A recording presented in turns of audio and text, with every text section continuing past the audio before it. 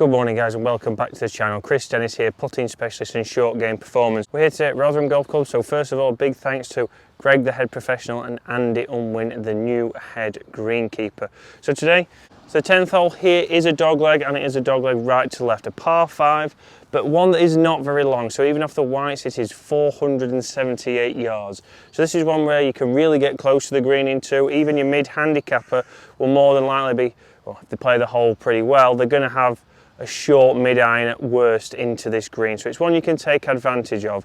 And here at Rotherham, there's 3 holes here called the triangle, which we've got the short par 5, we've then got a short par 4 and another relatively short par 4. So a lot of people come here looking for birdies and then might be too aggressive. So think at your golf course, is there a stretch of holes where you think about birdies and maybe you're a little bit too aggressive? So let's get straight on with it. Driver should get me past the corner. There is a little bit of a ditch to the left and to the right. So for winter golf, for most of your mid-handicappers, you'll probably come up short of that and then you can knock it around the corner. In the winter, you've got to be aware that there are the ditches there, and you might be getting an extra 40, 50 yards on your driver. So take that into account with your tee shot. Do you need to drop back to a 3-wood? Do you need to drop back to a hybrid, something that's not going to run out? Don't forget, it's not a long par 5, so we still want to be able to hit a short mid-iron in or even a wedge into this green, but you want to avoid the trouble, which are the 2 ditches on either side of this fairway. So for me, I'm going to be aiming, we can just see it's very autumnal today, which is a new fan favourite word. I'm going to be aiming just up the slope. You can see that there's a yellow and orange leaves. I'm going to try and start the ball on there and move it slightly back into the middle of the fairway.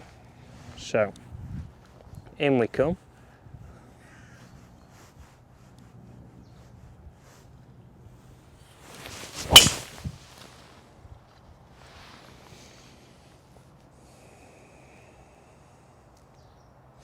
So a good strike, starts a little bit right of that orange and yellow tree, but move back the opposite way, a rarity for me playing the draw.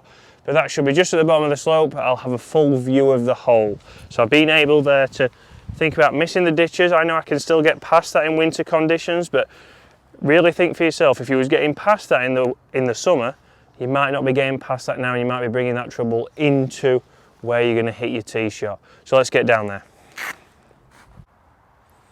So I've just come up to mine now, so just a little bit left of that yellow and orange tree, but you can see here we've got the ditch left and the ditch right just off the fairway. But in here we've got a downslope, so if you are carrying it there, and it all slopes towards this left ditch, so you could get a nasty kick and end up in there. So really think about, if you want to leave it anywhere, you want to probably leave it here on the top of the hill. With a 3-wood from there, we're still going to be sending it up towards the big brown tree, here in the distance. So then the green is just to the right of that. You can see mine's actually sat down quite a lot, so punished really from that tee shot, which is fair. You know, I've missed the fairway, so it has gone into some thicker rough. So I don't think I'm going to be able to get to the green from this lie, so I'm going to take an iron and just make sure that I get that as far down there as possible. You know, a lot of amateurs from here, they would take the hybrid out, they'd take a 3-wood out and try and get as far as possible, but you're going to get as far using probably a 5 or 6 iron than you are with a hybrid or 3-wood, because that ball's going to snag in this thick rough and it's just going to take all the speed out of it. So you're not going to get anywhere near as far down there, and then from there we're hitting a longer iron in, it starts to become a struggle. If this is a shot hole for you, then again, laying up, which I'm suggesting to do in the winter anyway, you've still got a shot. So you're there for none, and then you can just plot your way down there and play it as you should do for your handicap. There's going to be a lot more birdieable chances for your average golfer compared to this hole. So the next hole, for example, is a good chance, and there's a lot of par 4s here at Rotherham, which we'll see over the coming weeks, that we can be aggressive on. We can attack the green, we can be a little bit more aggressive. Whereas this one, we might just think, right, let's just get out of there with our par. So up the left-hand side,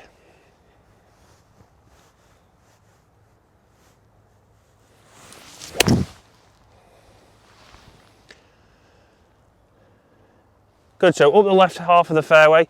For me, this hole here, a nice example on Rotherham. If you've ever played Rotherham, you will see that you drive down the driveway and you go past a couple of the holes.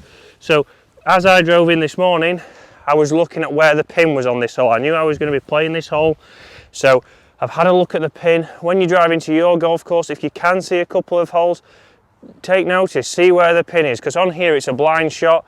I have no idea where that pin is if I don't look on the way in. So then I can plan, right, if the pin's on the left, I might try and hit it up the right half of the fairway. You know, if it's in the middle, I might go up the left side. If it's on the right hand side, I might even go further left. So think about where the pins are, because then you can start to plot potentially your layup, or if you're a par 4 and you're in the trees, you can plot where you're going to leave that ball. So let's see how far I've got in. So I do have to say first of all that Andy has got the course in great condition for this time of the year. It's pretty much immaculate, so he's done a great job since he's come in. And here, 40 yards short of the flag, so that 5-iron has got further than I thought from that thick rough, but it's short of the trouble. Now, I knew the bunkers was there. If I hit a 3-wood and got one, it might have faded off. It could have even gone left or right, but this was going to leave me either between 70 and 40 yards that we've got, and now I'm able to attack the pin. So one of the things here with the pins are, think about what your golf club does. Do you have white for the back, yellow for the middle and red at the front? A lot of the times I see that people think, oh, it's a white flag, so it means it's at the back. Driving in here, all the flags here at Rotherham are white, so it's not necessarily going to be at the back. And what I see is people think, oh, it's at the back, I'll take that extra bit of club, and they get up there and the white flag maybe at their course has been in the middle or at the front, and then they've got a 30-40 foot putt. So think about where yours are. Maybe if you do go past a few holes, even if you're going up and down the side of them, you know, when you're on the golf course, have a look, double check where those pins are, so then you know for when you're going to play that shot. That might make you change your decision on the tee. Do you go 3-wood instead of a driver because it leaves you a longer pitch shot in and you prefer that? You really then can start to think, right, I need to play my way around the golf course, as opposed to, right, this is a par 4, this means driver. Then from there, you can start, you plot your way around and try and lower that handicap. So 56 degrees here, I'm trying to land that on the green. I would say it's around about 10 paces on.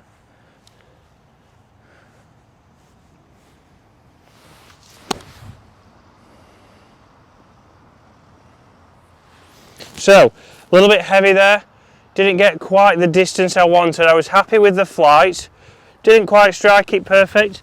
I needed a little bit more swing. So, although I've left myself this distance, think about it for yourself. Is this a distance that you really like? Is this a distance you are comfortable with, or is it not? We've got different options of the way to play it. In winter, we could be more aggressive and try and get to the green. I know a lot of people would probably play it this way. If I grab it, another ball. A lot of people might think, well, there's no trouble in front. Can we just get a 9-iron running up the green and closer? Which on this occasion it has, but it's always easier second time. So think about your options. Think about, is this a distance you would like? Maybe from back there someone might have hit a 7-iron to leave themselves a fuller shot in. But there, a little bit heavy, but I've still got to put a chance of a birdie, and from there we'll see what we get. So up here on the green now, so we see the 9-iron is much closer than the 56 degree I hit. We know I misstruck the 56 slightly, but for you, think about which is the percentage play. If you're comfortable hitting a 9-iron to there, there's a lot less swing, there's a lot less that can go wrong. So that is another good option of what you can do. There's different ways to play each shot. We've just got to make sure we pick the one you're most comfortable with. So here, what I'm going to do is I'm going to put this, because it is just off the green.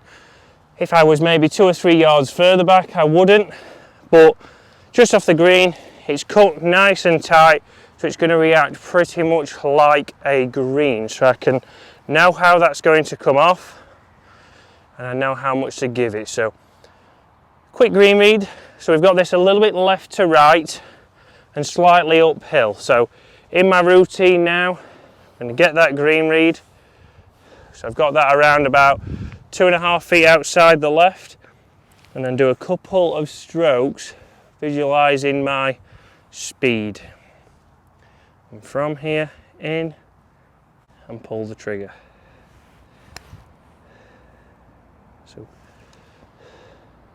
So not bad pace. First putt of the morning.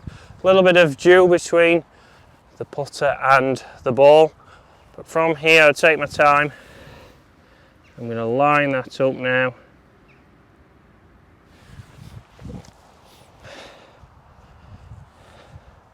Same process, a couple of practice swings. And then in and pull the trigger. So, par 5 there. It isn't a long par 5, but that doesn't always mean it's a birdie chance. So you've really got to think your way around. If you do miss the fairway, we don't have to go straight for a hybrid and try and get it too far up there. And then think about what distance you would prefer into the green. If you don't like the short ones, then don't leave yourself the short ones. Leave yourself maybe 100 yards back, because let's think if there was a bunker there and you had the short shot, you might take that into the bunker, which mine would have done. It might have gone into a bunker. And then I'm struggling to make a par. We're making it a much harder hole. Also, as I've drove in, which you'll see a car go past now, as I've drove in, I've looked where the flag is. Even if you don't drive past the holes, as you're playing and you go past holes, have a look where the flags are. Here, I knew as I drove in, if I missed left, it was going to be very hard. If I was left of the green, if I was anywhere here, I'd be landing my ball on a downslope, and that ball's probably going to run away and leave myself at best probably 30 feet. If not, it's going to be over into the rough, and I've got another tough chip coming back. So really start to pay attention. Where's the flag on a few holes later in your round? How can you plot your way around, and what kind of shots don't you like, so you don't end up having to play those? Give yourself a shot that you like to play, you're confident with.